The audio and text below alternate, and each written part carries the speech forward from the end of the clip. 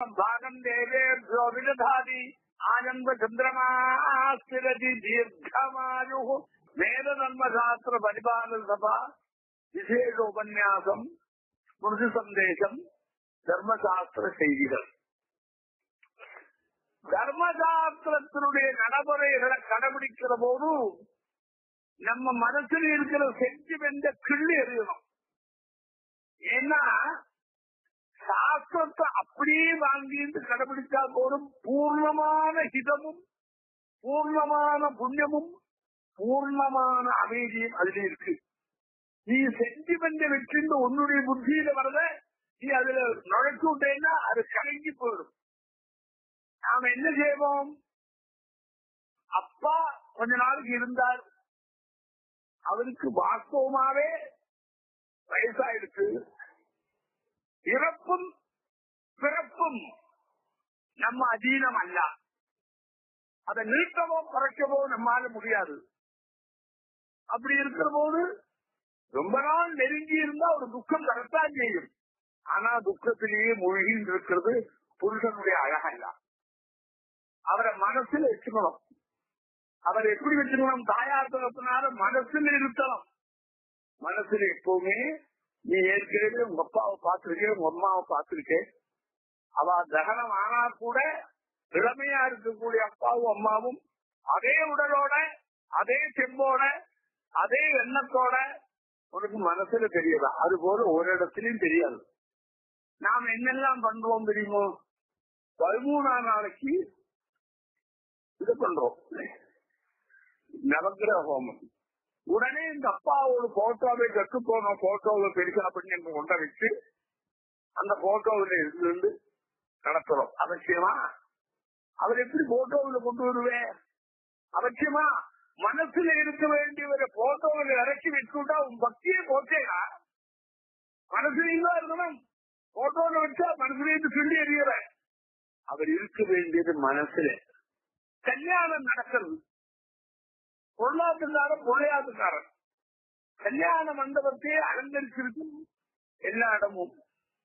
அதுல அப்பா அம்மாவை போட்டோ கூட அவ 2 பேரும் போட்டு அதுல மாலை போட்டு சந்தனம் முட்டி வழக்கேற்றி வச்சு அந்த மண்டபத்துல முதல்ல இவாளை வச்சு உட்காருவார். அப்பா அம்மா உசக்தி மாதுதே கோபவா விட்டு வில்லி சொல்லி அப்பா அம்மாவோட மேல யாரும் இல்லை. கரெக்ட். அவன் எங்க இருக்கணும்? ரூபத்தில கொண்டு வரக்கூடாது, இங்க மைண்டில் ஒட்டி இருக்கணும். அப்ப அங்க எல்லாம் இத பண்ணினா நீ உன்னை நினைச்சுப்பாரு. நீ உன்னோட அப்பாவை மனசுலயும் போராது, கண்ணாலையும் வெளியிலையும் பார்க்கணும். அதனால போட்டோ மானம் பார்த்து கொண்டே இருக்கு. சாரி இருக்கிறோடு அப்பாவை பார்த்து நினைச்சிருந்து அப்படி நல்ல எண்ணத்துல வச்சிருக்க. பார்க்கிறவாருடைய மைண்ட் என்ன செய்யும் தெரியுமா? ஆசீர்வாதம் பண்றதா? அப்பாவோட போட்டோ போட்டு என்ன அப்பா செத்து போயாச்சு, அவர் இங்க வச்சிருக்காரு போட்டோவை இந்த கல்யாணத்துல அப்படின்னு அவளுக்கு மேலடுறது. அவ ஆசீர்வாதம் கெட்டு போகாதாப்பா. அவ உன்னுடைய அப்பாவை இறந்து போனவனை நினைக்கிற மாதிரி மைண்டில் வந்து விட்டா அக்கறை போடுறது அது வரப்படாதேப்பா. அவளெல்லாம் தெய்வமா உட்கார்ந்துருக்கான்னு உன்னுடைய மனோநிலையில அவ பார்க்க மாட்டாப்பா. சாமானிய ரீதியில தான் அவ பாப்பா. புரியலையோ? எதுக்கு சொல்றேன்னா, நான் ஒரு சின்ன திஷ்டாந்தம் சொல்றேன். ராமர் காட்டுக்கு போய் சொல்லி பரதனுக்கு பட்டாபிஷேகம் ஆச்சு. பரதன் என்ன பண்ணா தெரியுமா? பரதனை செத்து போது கூப்பிட்டா வரப்படாதுன்னு பரதன் மாமாவாத்திலிருந்து ஜெகர்தன் செத்து போன உடனே அவனை கூப்பிட்டு அனுப்புறான். பரதன் இங்கிருந்து வரான். வந்த உடனே வர வழியில திடீர்னு அவருடைய பிரிவை சொல்லிவிட்டா அவன் கொந்தளிச்சு போயிடுவன்ங்கிறதுக்காக ஜெகர்தன் செத்து போற சமாச்சாரத்தை பரதன் வந்து போய் சொல்லலை. உள்ள போறதுக்கு முன்னாடி நீங்க கொண்ட மண்டபத்தில் இரு, உபோபவிஷ்ட பிரபீச்சாதி அப்படின்னு ஆரம்பிச்சு ஒரு இடத்துல தங்கி அப்புறம் நீ வா உன்னை வரவேற்கிறோம் சொல்லி அவன் போயிட்டான். மண்டபத்துல போனோன்னு இப்படியே ரவுண்ட் அடிக்கிறான். அங்க எல்லாம் நிறைய போட்டோ வச்சிருக்கு. ஒவ்வொரு போட்டோவையும் பார்த்துன்னு வர்றான். இவாளுடைய திலீபன், அதுக்கு மேல வந்தவன், அதுக்கப்புறம் வந்தவன் அஜன், இப்படி எல்லாம் பகீரதன் எல்லாம் வருது. கடையில பார்த்தா ஜெகரோட போட்டோவும் வச்சிருக்கு. உடனே மைண்டு போயிடுச்சு. ஜெகரோட போட்டோன்னு நமஸ்காரம் பண்ணி எங்க அப்பான்னு தோணலே இவனுக்கு. ஜெகரோட போட்டோ வச்சிருக்காரு, அவரு இருந்தா வைப்பாளா இல்லாதா வைப்பாளா, இருக்கிறது வைப்பாளா இல்லாத வைப்பாளா கொண்டாடிச்சது. உடனே அவங்ககிட்ட போய் கேட்டான், நேர கேட்க முடியுமா, அங்க இருக்கிற வேலையாளர்கிட்ட கேட்டான். ஆமா, இந்த போட்டோ எல்லாம் வைக்கிறாங்க, அதெல்லாம் செத்து போன வாழ்க்கை இறந்த வாழ்க்கா கேட்டான். இறந்த வாழ்க்கை தான் வச்சிருக்கு. அவனுக்கு கஷ்டம் வந்து அப்ப போட்டோ அவனுக்கு கஷ்டத்தையே கொடுத்தது.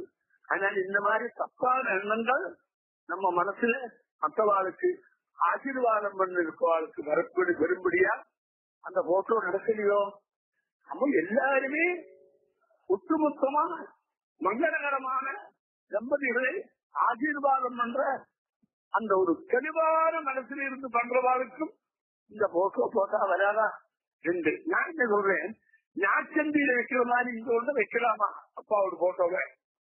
அப்ப என்ன வேணும்? போட்டோங்கிறது எப்ப வந்தது, சித்தம் எப்ப வந்தது? தர்மசாஸ்திரத்துல போட்டோ வைக்கிறதே இல்லையே. நீ தெரிஞ்சு நம்ம ஆண்கள்லயே தெரியுமோ பகவானுடைய போட்டாலே கிராமாந்தரத்துல செகத்துல மாட்டிருப்பான்.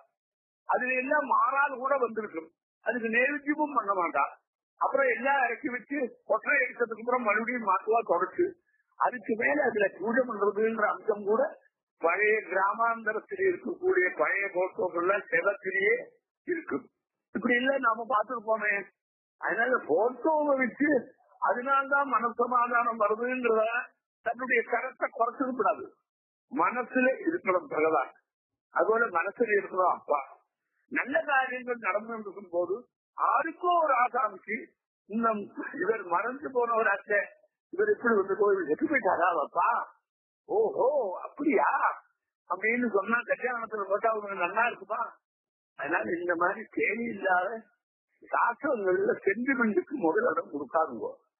பகவான் எப்படி நீ மனசுல நினைக்கிறோ, நீ ஒண்ணு கவனிச்சிருக்கியோ, நம்முடைய அனுஷ்டானங்கள்ல எல்லாம் உருவம் வந்திருக்கக்கூடிய பகவானை நாம் ஆராதனம் பண்றதே இல்லை. கும்பத்துல வருவனை ஆதாரம் பண்றான்ப்பா, கும்பத்துல பரமேஸ்வரனை ஆதாரம் பண்றான். நீ ஒண்ணு போட்டோ வச்சு பிரமாதமா ஒண்ணு வச்சு சொல்லப்படாதா? மகாவிஷ்ணுவை ஜங்கச்சக்கரகதாதேரே வச்சு பண்ணப்படாதா? இல்லையே. விஷ்ணுவுக்கு விஷ்ணுவ சொரூபத்தை வச்சு பண்ணலையே, படத்தை வச்சுட்டு பூஜை பண்ணலையே. படத்தை வச்சு பூஜை பண்றியே, உனக்கு அந்த ஆளை தெரிஞ்சுக்கணுங்கிறதுக்காக மைண்டிலே வாங்கிக்கிற சக்தி வளர்க்காமல் எதிரில பார்த்துட்டு அந்த கண்ணாடியில தான் நீ புஷ்பத்தை போடுறேன், அவன் மேலேயா போடுறேன். அதுக்கு உருவம் அல்ல, அது வெறும் சாயம் பூசி அவ்வளவுதான். இது எல்லாத்தையும் ரொம்ப வசதியா வச்சிருந்து அதனால பக்தி வரும் நினைச்சிருந்து, அது என்னுடைய பக்திக்கு எடுத்துக்காட்டாக நினைச்சிருந்து, அதனால நான் அதிலேயே பக்தராக இருந்திருக்கேன் அப்படின்னு நினைச்சிருந்து, அது இல்லைன்னா எனக்கு ஒண்ணும் வராது என்கிற ஒரு எண்ணத்தை நம்ம வரவேற்றிருக்காது. எல்லா தர்மசாஸ்திரங்கள்லையும் இருக்கக்கூடிய ஆதாரணம் எல்லாம் நீரூபமா இருக்கக்கூடிய, அதாவது உருவமற்றதான பரம்பொருளுக்கு ஆதாரணம் பண்றோம். அதுக்கு உருவத்தை பண்ணிட்டு பண்றதில்லை. கும்பம் தான் உருவம், அப்படிதான் பண்றோம். அக்னிதான் உருவம், இப்படிதான் பண்றோம். இதெல்லாம் எவ்வளவு வைசியம் தெரியுமா? அதனால உருவம் மனசுல இருக்கணும், நீ பண்ணணும். அது உடம்ப எண்ணம்ப்பா. அதனால பாக்கியமான உருவம் நீ நினைச்சுப்பாரு. பாக்கியமான உருவம் நிரந்தரம் இல்லையே.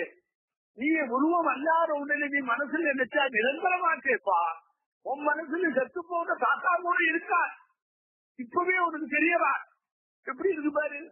நீ எல்லாமே அழிஞ்சு போற பொருள்லயே நீ எல்லாத்தையும் வச்சிருந்து பண்ணாத அழியாத நினைவு இருப்பாரு, உணர்வு உன் மைண்ட் இருக்கிற வரைக்கும் இருக்க. அதனால நாம அப்படி ஒரு பண்பாட கடைபிடிக்கணும். அப்பதான் நமக்கு பக்தி நினைச்சிருக்கும்.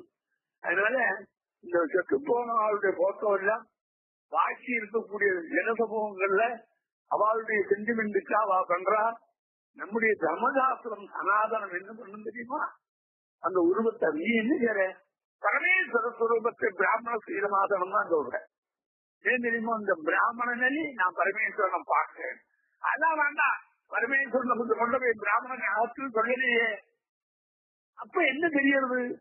நம்முடைய பூஜையும் புரஸ்காரங்களும் அதை வச்சிருந்திருக்கக்கூடிய தபஸும் நம்முடைய அனுஷ்டானங்களும் தேவதா ரூபத்தில் தான் வரவே தவிர ஒரு இடத்திலேயே வெளியில தெரியக்கூடிய உருவத்துக்கு பூஜையே இல்லப்பா. எப்படி பாரு, நீ என்ன செய்யற தெரியுமோ, பரமேஸ்வரருக்கும் பிராமண பிரீதமாசரன் சொல்றேன். பிராமணன்ல பரமேஸ்வரனை பாக்குறேடா, எனது நேரடி பரமேஸ்வரனே பார்க்கலான்னு சொல்லப்படாது, பிராமணன் தான் பார்க்கணும். அப்படிதான் நாம பண்றோம். உடனே என்ன பண்றேன், பரமேஸ்வர பிரீதிக்கு தட்சணையை கொடுக்குறேன். அந்த பிராமணன் வாங்கிக்கலடா, பிராமணன்கிட்ட நீ மனசுல நினைச்சு பரமேஸ்வரன் வாங்கிக்கிறான். கை அவனுடைய கையா நீ நினைக்கிற. அவன் என்ன சொல்லுவான் தெரியுமோ, பரமேஸ்வர பிரியதா அப்படின்னு தேவதா பிரீதிய அவன் ஏற்படுத்தி கொடுக்கிறான். இப்படிதான் நம்முடைய நடைமுறை இருக்கு. எல்லா பூஜையும் நிரூபமான உருவமற்றதான பரம்பொருளுக்கு தான் நாம பூஜை பண்றோம். அந்த பூஜையில உருவம் இல்லைன்னா உள்ளோடு இருக்கிற உருவத்தை வச்சுதான் பண்றோம். அதனால பணத்தை வச்சு பண்ற மாதிரி நம்மகிட்ட எங்கேயாவது வரதா? நாம காலப்போக்கில் தேய்ச்சு தேய்ச்சு தேய்ச்சு அதனுடைய தத்துவ விளக்கங்கள்லாம் கீழே போய் பாமரால் ஆன உடனே நாம உடனே உருவத்தை வைக்கிறோம். உருவத்தை வச்சு எங்க நடக்கிறது? கோவில்ல உருவத்தை வச்சு பூஜை பண்றதுக்கு ஒரு தனி விபாகம், ஒரு சாஸ்திரம் ஏற்பாடாயிருக்கு. படத்தை வச்சு எப்படி பண்ணுவேன்? அதெல்லாம் நீ கொஞ்சம் கொஞ்சமா அப்பாவி தரத்திலிருந்தும் வளர்ந்து புத்திசாலித்தனத்துக்கு வந்து சென்டிமெண்ட தூக்கி எறிஞ்சு சாஸ்திரம் என்ன சொல்றது கேட்டு அதுபடி நீ செயல்பட்டேன்னா உன்னுடைய மைண்டும் தெளிவாக வளர்ந்து அவுன்னத்துக்கு அடைஞ்சு தெளிவு ஏற்பட்டு உனக்கு நிச்சய அமைதி வரும். நீ இதிலேயே உட்கார்ந்துருந்தா மேலே வரமாட்டேன், படத்தையும் பார்த்துருந்தா மேலே வரமாட்டேன். எத்தனை பார்க்கிறோம் நம்ம தெரியுமோ? நாம ஒரு கட்ட பக்தி வச்சிருக்கோம். உடனே என்ன பண்றோம், அவன் போட்டோவை எடுத்து எல்லாரும் கைதறையில கொடுக்குறோம். அந்த போட்டோவை நம்ம உடம்புலையும் வச்சுக்கிறோம், போட்டோவில டாலரை வச்சுக்கிறோம், போட்டோவை வேட்சியில இந்த போட்டோ வைக்கிறோம். இதெல்லாம் என்ன பக்திய விஷயத்துக்கு அடையாளம் நீ நினைக்கிறியா? நீ கட்டின்னு இருக்க, பின்னாடி பரமேஸ்வருடைய போட்டோ இருக்கு, சந்தியில தெரிகிறது. இதெல்லாம் நம்ம பண்ண முடியுமா சொல்லு? நினைச்சுப்பாரு. ஒரு கும்பாபிஷேகம் நடக்கிறது, எல்லாருக்கும் வேட்சி கொடுக்குற செவப்பா ஒரு வேட்சிய, அது பகவானே போட்டிருக்கேன், அவன் சந்தியில கட்டிக்கிறான் அந்த வேட்சிய, அப்புறம் ஜானா சொன்னையா தொடக்கிறான். எத்தெல்லாம் பண்றது? அப்ப இந்த சென்டிமெண்ட் எங்கெல்லாம் போறதுன்னு நமக்கு தெரியுறதோ, அதே மாதிரி ஒரு டாலர் எங்கேயோ போறது, கைத்துல போட்டு இருந்திருக்க, கையில போட்டு இருந்திருக்க. ஒரு தவிர இன்னொரு வேடிக்கை என்ன தெரியுமா? ஒரு போட்டோவை போடுறது, இவங்க பிரியமான சுவாமிய பின்னாடி கேலண்டரை போடுறது, எல்லாருக்கும் விசாரமா கொடுக்குற. இந்த போட்டோவை தானம் பண்ணினா பக்திக்கு அடையாளம் எப்படிப்பா வரும்? அதோடு நீ முடிச்சிருக்க. மனசுல இருந்து எடுத்து போட்டோவை வச்சு வெளியில தள்ளியாச்சு. நீ மைண்டுக்கு ஏற்றுக்கலை, விபரீத நடைமுறையெல்லாம் வருது. அதனால இதெல்லாம் நாம பண்ணி இருப்போமே ஒசத்தியா. எங்க போய் பாருங்க, ஒரு போட்டோவை கொடுத்து ஒரு டாலர் கொடுக்குறான், அது ஒரு போட்டோ வைக்கிறான், அதை கொடுக்குறான், அதாவது எல்லாருக்கும் கொடுக்குறான். ஒரு ஜனவரி வருஷம் அத்தனை பேரும் அந்த 12 மாசத்தையும் போட்டு ஒரு பக்கம் இன்னொரு பக்கம் ஒரு போட்டோ, அந்த போட்டோவை கொடுத்தோன்னு அதையும் நிறுத்தி வச்சிருக்காங்க. அவனை பற்றி நினைப்போ, அந்த மகானுடைய உபதேசத்தை வாங்கிக்கிறோம் இல்லப்பா, போட்டோவிலேயே எல்லாம் வந்து போயிடுறது. இப்படி நாம வரக்கூடாது. நாம நம்முடைய மனசை மறுபடியும் பெருசாக்கிக்கணும், நம்ம தபத்துல ஈடுபடணும், நம்ம மேல மேல முன்னேறணும். பாமரனாவே இருக்கக்கூடாது. கொஞ்சம் கொஞ்சமா நம்முடைய புத்தி விகாசத்தை ஏற்படுத்தி அந்த பகவானுடைய நெருக்கத்தை கொண்டு வந்து மனசிலேயே பகவான் நினைச்சா மிச்ச சாநியமா வரத்துக்கு போட்டோ பயன்படாது, இடையூறா இருக்கும். அதனால உன்னுடைய மனசு தெளிவுக்கு நீ வசதியா நினைச்சிருக்க, விபரீதமா செயல்படுற. அதனால அதை விட்டுக்கு நேரடியா மனசுல தேவதையோட குடியிருக்கிறதுக்கு நாம முயற்சி பண்ணணும். அப்படிதான் நம் முன்னோர்கள் பண்ணினா. அதனால்தான் சாதத்துல போட்டோவே இல்லை, ஒரு விஷயத்திலே போட்டோ இல்லை. போட்டோ இல்ல இப்ப ஒரு 19 வருஷமா தான் வந்துருக்கு. அதுக்கு முன்னாடி இல்லவே இல்லை. கல்யாண மண்டபம்ங்கிறதே இல்லை, நம்ம ஆத்துலதான் கல்யாணம் பண்ணினோம். இப்படி இல்ல நாம இருந்தோம். எத்தனையோ நல்ல நடைமுறைகள் எல்லாம் சொல்லி விட்டு விட்டோம். கட்டதாக தலைமுறைகளை ஏற்றிருந்து அதுதான் ரைட்டுன்னு வர நாமும் சொல்லிட்டு பொறுத்தையாருக்கும் உபதேசம் பண்றோம். இதுல எல்லாம் என்ன வருது தெரியுமோ, நம்ம பணத்தை இழக்கிறோம்ப்பா. நம்ம புத்தி வளர்ந்து அது நல்ல தெளிவடைகிறதுக்கெல்லாம் இடையூறா வருது. சப்போர்ட்டா இருந்தா தேவதை. அதனால கொஞ்சம் சிந்திச்சு பாரு, உன் புத்தியை செயல்படுத்து. நான் சொன்னதெல்லாம் திருப்பி பாரு, அதை ஒண்ணு பார்த்தா உனக்கே தெளிவா வரும். அடுத்த நாளைக்கு மறுபடியும் இன்னொரு சமாச்சாரத்தை உங்ககிட்ட வரேன்.